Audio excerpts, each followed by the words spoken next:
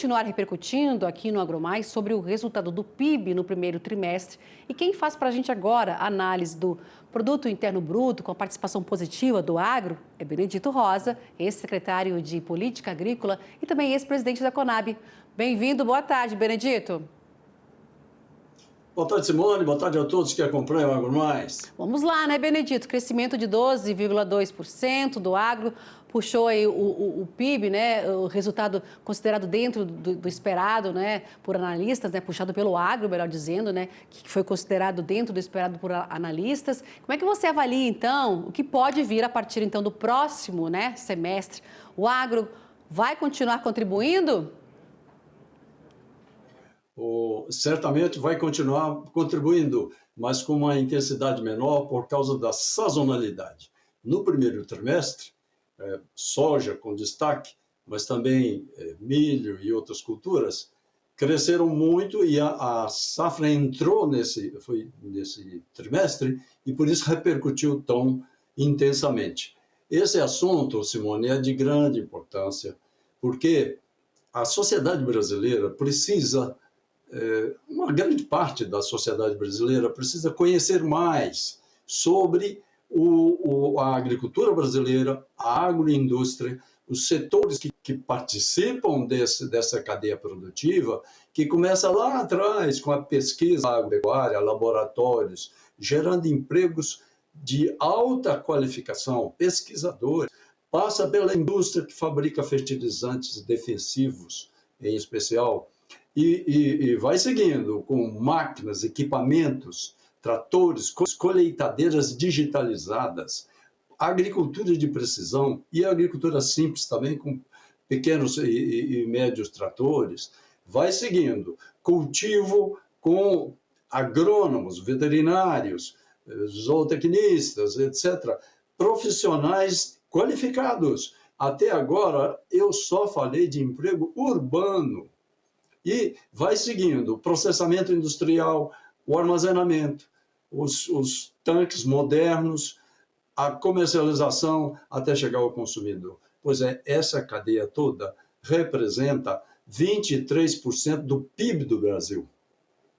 E, embora nós todos que trabalhamos na área da agricultura, e apaixonados, e os agricultores, as lideranças do setor, repetem isso, mas as pessoas, uma parte pequena, felizmente, da sociedade brasileira tem preconceito contra o agronegócio, dizendo que isso é coisa de concentração industrial e empresarial, de exportação, falta comida aqui porque exporta, e outros equívocos nessa direção.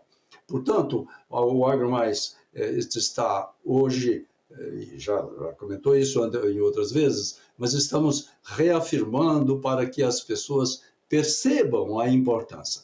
Você tocou num assunto muito sensível e oportuno. O que aconteceu no primeiro trimestre de 2025, comparativamente com o último trimestre de 2024? Ora, o PIB do Brasil cresceu 1,4%, como você disse, geral. E o do agronegócio cresceu 12,2%. E quem tem dúvidas quanto à origem, esse é um cálculo feito pelo CPEA, em convênio com a CNA, que tem muita credibilidade e consistência técnica para fazer esses cálculos. 12,2% de crescimento do PIB do agronegócio elevou o crescimento do Brasil no trimestre, porque senão seria vexatório até. Veja, nesse trimestre, o setor de indústria de transformação em geral, e aliás ainda tem o do agro aí dentro, hein, caiu 1%. O setor de construção civil, tão importante em matéria de emprego, etc., caiu 0,8%. O setor de transporte e armazenagem caiu 0,6%.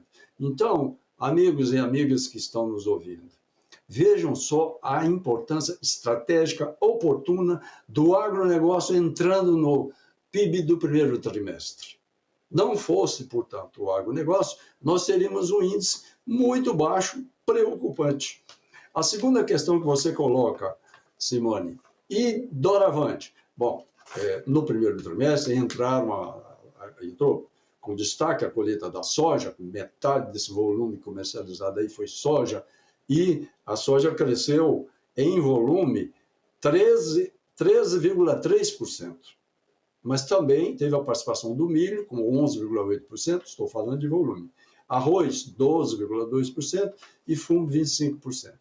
Esses mesmos índices não se repetirão nos próximos trimestres, porque a safra é sazonal. É verdade que entra em outras regiões do Brasil, mas o grande volume foi nesse trimestre. Então, a ajuda do agronegócio nesses itens específicos será um pouco menor nos demais trimestres. Mas, ainda assim, continuará até dezembro, reforçando e dando um resultado melhor para o PIB do Brasil. E, apesar de que os setores, os representantes, economistas, etc., estão projetando um bom desempenho do PIB do agronegócio até o fim do ano. Mas, atenção, no primeiro trimestre, a agricultura ainda não tinha sentido o aumento da Selic para 14,75%. Vai pesar esse ano. E a questão do orçamento fiscal da União preocupa, porque há muitas ações do governo federal que precisam de apoio do orçamento da União, inclusive o recurso para o Plano Safra. Se, com essa carência de recursos, pode prejudicar a agricultura no segundo semestre. Além dos problemas tradicionais, que é a nossa cadeia de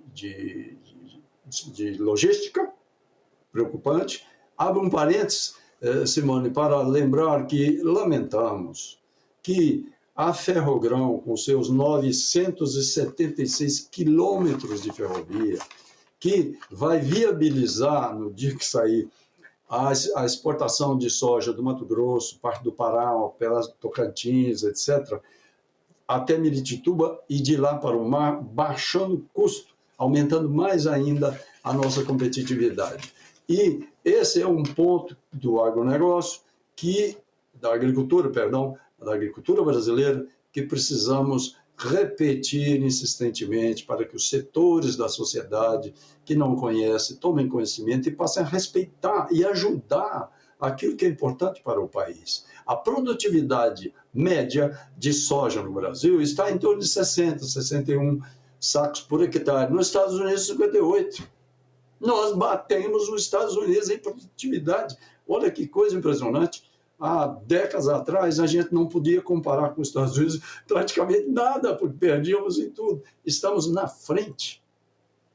E todos esses méritos da agricultura e do agronegócio precisam ser de conhecimento da sociedade brasileira para que a gente siga com tranquilidade para investimentos. E olha que a formação bruta de capital no Brasil está em torno de 16,5%, 17%. Isso é fundamental, esse índice, para explicar o crescimento do PIB do país. O ideal seria em torno de 25% da poupança para investimentos, comparativamente com outros países na situação semelhante do Brasil. E, para que isso ocorra, é preciso ter credibilidade, confiança, mais investimento. E a agricultura brasileira, por si só, já passa esse sentimento para o mercado, mas é preciso que as pessoas, que o consumidor brasileiro, que a sociedade tenha mais conhecimento sobre o que é a agricultura brasileira, o que é a nossa potência, competitividade e o que é o agronegócio de importante para nós mesmos, para o nosso país, não é para setores esse ou aquele.